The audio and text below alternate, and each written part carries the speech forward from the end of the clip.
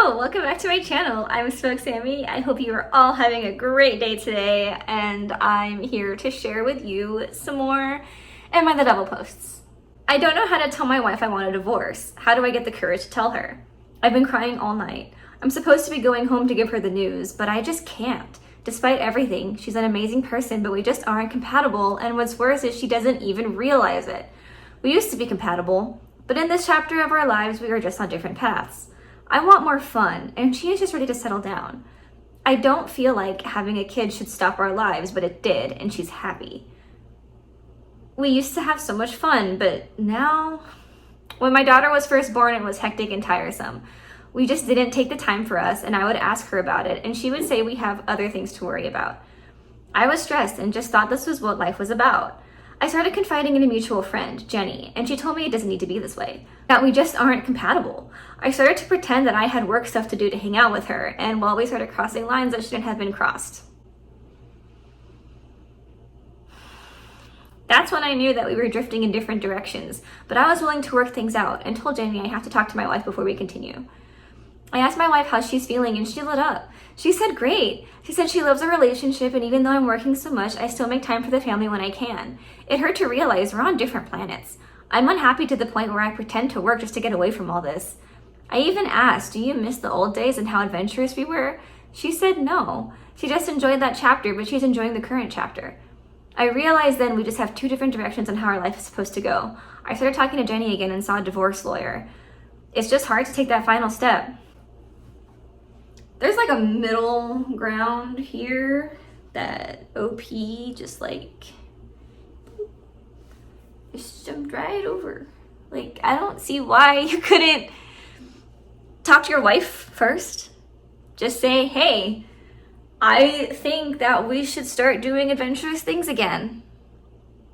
And then have a conversation where both of you come to the conclusion whether or not you're actually compatible. Not have the other woman tell you that you're incompatible. Of course the other woman's gonna tell you you're incompatible. What?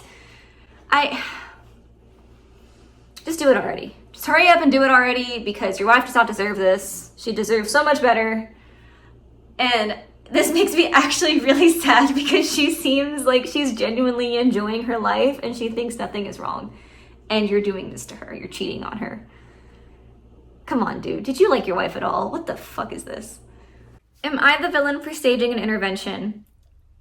Me and my friend, Baby, were in the same friend group all through high school. We got into uni in our city. All of our friend group stayed good friends, except Baby.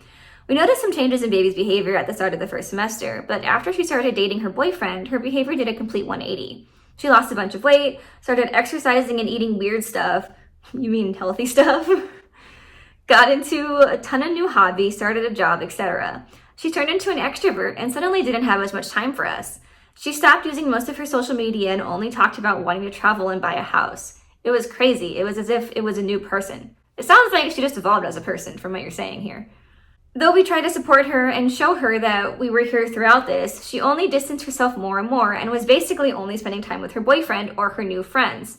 When we invited her to group things, she would come but kind of be checked out and unenthusiastic the whole time.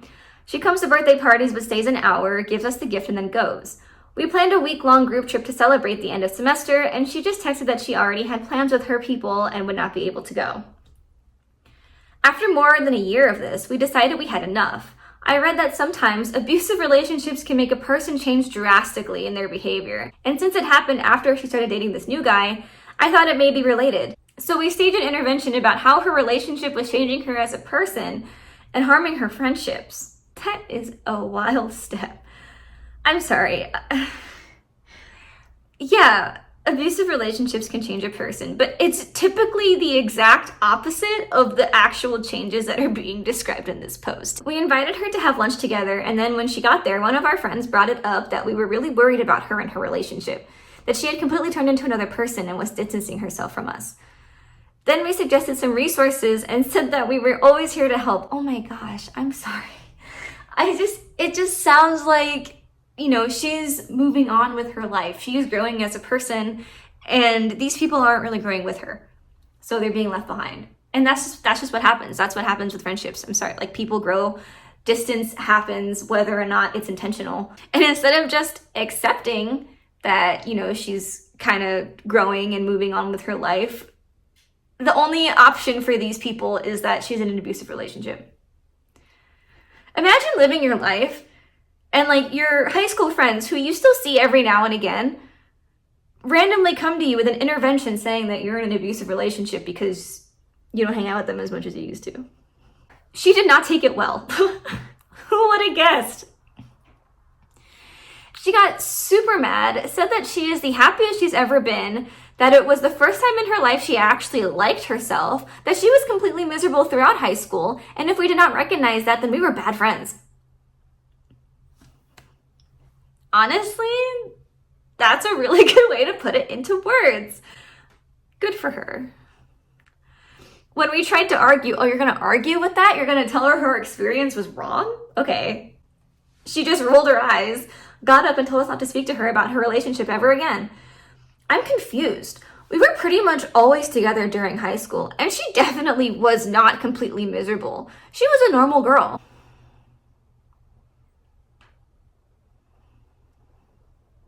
You're just proving her point.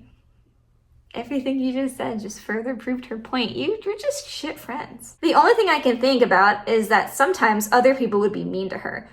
But we never did that, and she never seemed bothered by it. My other friend suggested that victims of abusive relationships can deny their situation, so maybe that's it. She's pretty mad at us, and none of her other friends at uni will talk to us. Her boyfriend never liked us anyway, so obviously he's mad too. This is whack. This was whack. Bro, you're whack. Exercising, trying new foods, you know, like refocusing on your priorities. Like, these are all... She's just growing as a person, and I'm sorry you can't keep up. That doesn't mean her relationship is abusive. If anything, her friendship was a little abusive because you didn't know who she was at all. Like, what do you mean? You didn't pick up on her being miserable. She probably never told you because she never felt close enough to you in the first place anyway. I like this comment. OOP is in for such a rude awakening when they realize all of their friends will hopefully go through a period like this where they grow up and start pursuing things that are actually important to them outside of the constraints of high school, and that people who are maturing past teenage years do in fact generally tend to grow apart as they grow into themselves as individuals. Couldn't have said it better myself. 10 out of 10. 5 years later, I'm still haunted by the words he said when he left me. 5 years ago, I ruined everything. I was engaged to the kindest, most loving man I'd ever known. He was the kind of person who made everyone around him feel cared for, safe, and loved. We were planning our wedding. I thought we were going to spend the rest of our lives together. And then I made the dumbest mistake of my life. I kissed someone else. It was meaningless, and I regretted it the moment it happened. The guilt was unbearable. I told him the next day because I couldn't keep it from him. I begged for forgiveness, promised I'd do anything to fix it, but he just looked at me like I'd shattered something deep inside of him. He didn't yell, he didn't cry, he just said, "It's over," and walked out. I tried to reach him for weeks. Oh my God. He ignored every call and text. Eventually, I wrote him a long letter apologizing and asking for one chance to talk. When he finally agreed to meet, I thought maybe, just maybe, we could work through it. We talked about our memories, the good times, the love we shared, all the dreams we had for the future. For a moment, it almost felt like old times. And then I asked him if he could ever forgive me. What he said next has been burned into my brain ever since. I will hear it every single day, word for word. It plays in my mind like a broken record. Oh my God, this is so dramatic. Sorry. I just feel so like, when I'm reading it, you know? I hope someone comes into your life who makes you feel loved and safe just to betray you. I hope you spend every day wondering if the people you trust are lying to you. I hope you never feel secure in love again. I hope when things seem perfect, there's a part of you that just can't shake the doubt. I hope every "I love you" you hear makes you wonder if they really mean it. And when it all falls apart, when it breaks you, I hope you remember this is what you gave me. Honestly, that is a lot to remember word for word verbatim. I don't process verbal things very well. So the fact that she memorized the whole paragraph word for word is kind of impressive. If it's real. I don't know, this is really dramatic. This might not be real post. He didn't say it to be cruel. He wasn't a cruel man. He was the kindest, most selfless person I'd ever known. That's what makes it hurt so much. He said it because it was the truth, because that's what I did to him. He got up and left, but his words stayed. They live in my mind, echoing constantly. Every night when I try to fall asleep, I hear them again. Every time I feel even a little happy, they come back to remind me that I don't deserve it. I've tried to move on, but I can't. I can't love anyone without doubting them. I can't trust anyone without waiting for the betrayal. Every relationship I've had since him has fallen apart because of that fear, that voice in the back of my head telling me it's going to happen again. It only happened because of you. Like, you did this. I know I did this to myself. Oh, good. I know I might even deserve this, but living with it feels unbearable some days. I still know where he lives. He didn't move out of the apartment we used to share. He still works at the same company he did back then. I've kept track of him through mutual friends, though I've never asked them to relay anything back to him. I've watched him from a distance as his life went on without me. And now, after all these years, I'm thinking about going back to him one more time. To ask for forgiveness. Bro, just let him go. Just leave him alone. Don't. Just fucking move on. Go to therapy. I don't know. To ask for forgiveness. Oh my God. To try to explain myself again. Really? Explain it. To tell him that I've carried the weight of what I did every single day since he walked out. I don't even know what I'm hoping for. Maybe I just want to hear him say he's moved on, that he's happy. He probably, do you really need him to say that? Aren't you watching him like a stalker all the time? So I can let go of that small, selfish part of me that wonders if he ever thinks about us. Or maybe I'm hoping he'll say he can forgive me, even if that changes nothing. I know I shouldn't. He deserves peace. And I know my showing up will only dredge up old wounds. But I don't know how to let go of his words, or the fact that I destroyed the only person who ever truly loved me. Maybe just stop thinking about it so hard, man. I mean, you did it at the end of the day.